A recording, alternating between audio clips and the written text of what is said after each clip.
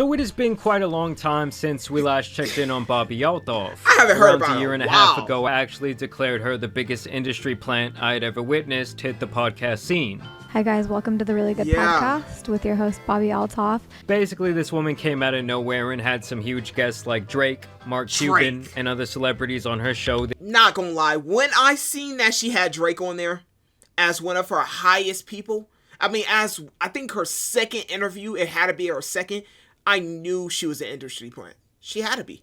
Nobody knew nothing about her until she literally had Drake and I think Lil Yachty on there. Bro, as her first two people, bro, that's an industry plant off the rip. That she dubbed the Really Good Podcast. I think my mom named me after a lawyer, which always kind of rubbed me the wrong way.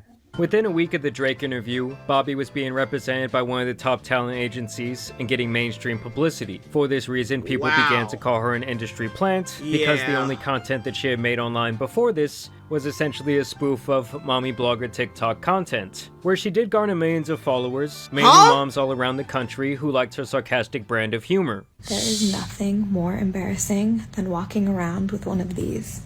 Everyone knows how it got there. They know what you did. She claims that she parlayed this TikTok career into another career in one chest bigger than the other one. What the hell? They know what you did. She claims that she parlayed this TikTok career into another career in podcasting after she offered her followers $300 if they could get a celebrity to come onto her podcast. There's like a finder's fee, right? You said if you get a celebrity, I will pay you $300. Yeah. She says that this offer led to the episode with Funny Marco, which would in turn lead to her being in bed with Drake. You can picture her to be like the slightly more successful Hawk Tuah girl. To me, their careers actually draw a lot of parallels to each other. Makes sense. But one had to tell the world her methods for sucking dudes off before she got thrown into the belly of the industry matrix. You know, they both had that type of lightning in a bottle rise They low-key look just alike. to fame that left onlookers saying, damn, this world is getting really f***ed up. But to be fair to Bobbi, she does seem a lot more intelligent than Hawk Tuah. I don't even know. Hawk Tuah. Say it aggressive, like Hawk really. Okay, I'm sick and tired of this bitch. To that chick, Come on, bro. Don't worry about it. I'm gonna go to bed, and I'll see you guys tomorrow. I guess she's still never asleep. sleeping. And with Bobbi having such an astronomical rise to fame in such a short period of time, and the fact that most people felt like she was directly biting her entire deadpan comedic style from Funny Marco himself, she started to get a lot of ridicule online. I don't think it helped that she missed her son's birthday party to be there in bed with Drake that day. I flew all the way That here is crazy. You did. I really do appreciate on my that. daughter's first birthday. I wasn't going to bring that up. Mm-hmm. You missed your daughter's That is a terrible first birthday for To be here. That is crazy. Dark. You didn't even bring Regret that you'll never be able to undo. Yeah. Horrible parenting. Something people thought was a joke at first, as it was her brand to be dry and sarcastic, but now it's been revealed that she was being totally serious. The other thing was, when she was doing these interviews, she would constantly be making passes at these men, asking them if they would sleep with her, or if she was their type. Am I your type? No. No. I'd do it. I'll do it. Thank you. Would you date someone that looks like me?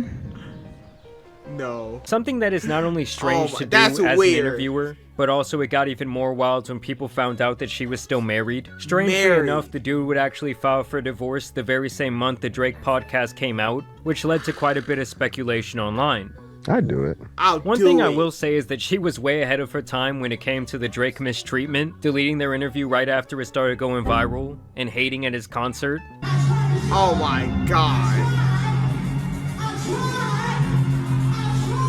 But after a while, the sarcastic, too cool to care bit really got old, and she even got put in her place by rapper Offset, who let her know that she wasn't all that. You wanted to be on my podcast. Why you keep saying that cap ass shit, man? I honestly didn't even want to do this shit. I don't fucking do interviews. You heard? You already told me you looked me up. I'm walking out on bullshit. I'm fucking with you because they're making me. As a matter of fact, he cooked the hell out of her. You need a little bit of seasoning. Damn. You ain't got no seasoning, man. You like a plain piece of chicken just on the thing. You pull it off, and then you serve the dish. You need some motherfucking seasoning, man. Oh my god. You can leave now. This is my hotel. I paid for this motherfucker. You can leave now. Nah.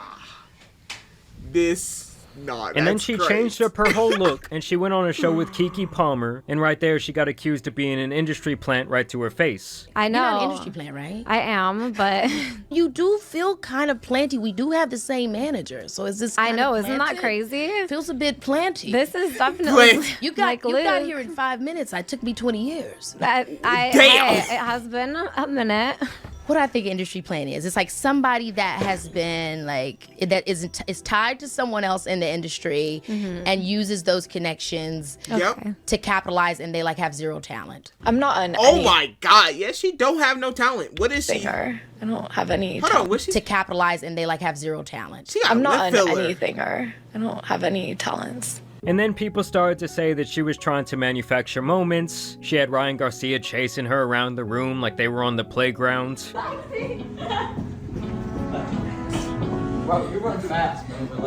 He would later tweet out that they had this intimate situation after that was recorded, and she continued with this reputation that she was kind of being bounced around the industry. Okay. You got some close-ups? I like to read people's messages, not get room tours. Let me read your messages. No. I don't like I'll let you read one message if you let me read one message. I delete all of my messages. Liar. Are you cleaning? That's I do. a cheater. You don't? You keep your messages? I delete my messages? Yeah, do you keep yours? People that delete their messages are cheaters. Yup. I'm not a liar or a cheater. Well, he is a liar. He did get with Kylie Jenner when I swear she was 17 years old. Yeah, that's kind of weird.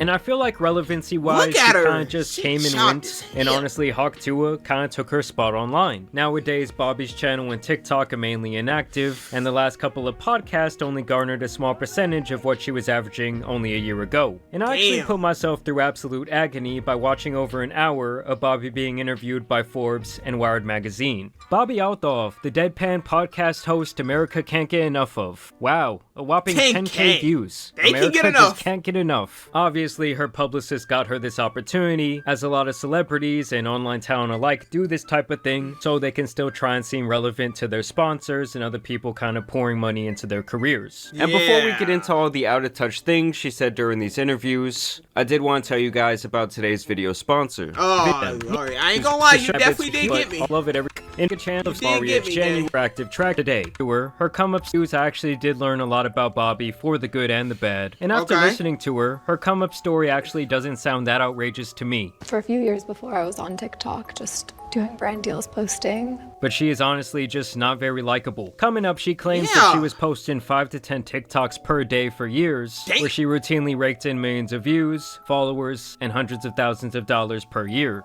But my goal for the first year of once I started getting views and getting followers was that every single day I had to have one video that I posted that got 1 million views.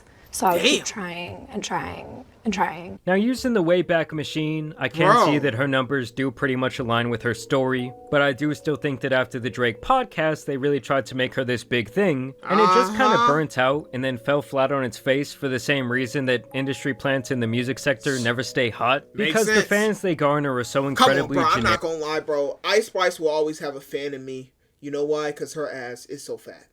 She will always have a fan. I'm not gonna lie. I don't care about her music. Not one bit. I promise you I don't. But that music video, that will always be watched on my watch later list. I'm being honest. It will always be on my history. I will always listen to an Ice Spice music video, not song. See? Eric and Fickle, that they would just move on to the next trend like nothing. And one thing I did find very interesting in these interviews was the insistence that she has always been driven by wanting to be famous. I've always wanted to act or have some type of leg in Hollywood, kind of. So I felt, my family always says that if anybody in our family was going to end up where I ended up, it would be me, because I was the most driven towards that. And even more by wanting to be rich. So how do you become an influencer or creator?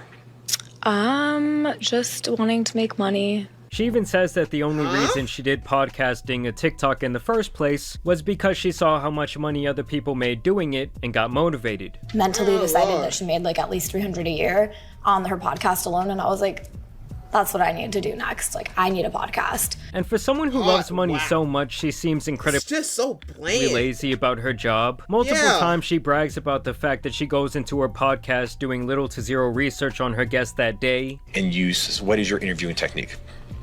Just no research, show up and ask questions. I was researching how he interviews people, and I was like, oh God, this is a lot of work. Let me just go in there and know nothing. A lot of work. It's so much. She is so lazy.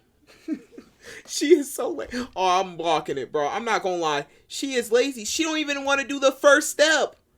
Bro, that is what's the point of having a podcast and you don't even want to learn anything about the person? She just looking for the money. Bro, I'm not just streaming just for the freaking money. If I don't want to do nothing, I'm not going to do it. Just saying. Unless I'm like, if you like one of those construction job niggas, they don't want to do it, but they have to do it. Streaming is not a have to job. It's a thing that I want to do. That's the difference. She don't even want to do it. She just wants the money. So, and keep in mind, she's doing this in the face of two career journalists who do not look very amused. Is the notebook just for show? Because you can have it open and then paper on top of it. This is just my method. It's okay. This is my method. I'm a journalist, so I have my method. I was making around like $250 to $300 a year. 1,000. Yeah. From brand deals on TikTok. Wow. And 250 is great and all, but it's hard to come up with content with just me every day. $250,000 a year as an annual income is great and all. Yeah. It is great. It is great. She just said 200 to 300,000. It's like, it's kind of like, huh? And she wanted more, and now she fell off fully. Literally, she fell off way fully. I would have just stay with the TikTok.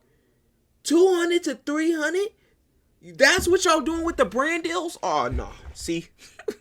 You asked me to do a brand deal, boy. I don't care what it is. Unless it ain't no Diddy stuff. $300,000 per year sound like a 2%. minimum wage job at Sonic, which I don't think is a winning strategy for gaining public favor. To me, above all else, it really just seems like there's really no passion in anything Bobby does, and it's all strictly for the money or the clout, which in some fields can definitely work, but not in the entertainment industry. I hope that I go from D-list to A-list. That's my goal in 10 years. From D-list to A-list. Yes. She still insists over and over, though, that she would be fine going back to a job at Jersey Mike's. At the end of the day, if I had to go back and work at Jersey Mike's again to support myself, I'll make your sandwich for you. Yeah, I'm calling absolute bullshit on that, okay? She wasn't even cool with 300,000. And during these interviews, both of the interviewers indirectly question her rise to fame and make allusions to the idea that someone in the background pulls a lot of strings for her. What do you think is your appeal? Why do you think you became a thing? I'm not sure. See, you know what that means. Nobody knows either. They don't get it. They just think of you as a bland person, so they just want to make fun of a bitch. I'm just being honest, bro. That's what I see. Because I never even thought of anything. I only knew her because of the thing with Drake.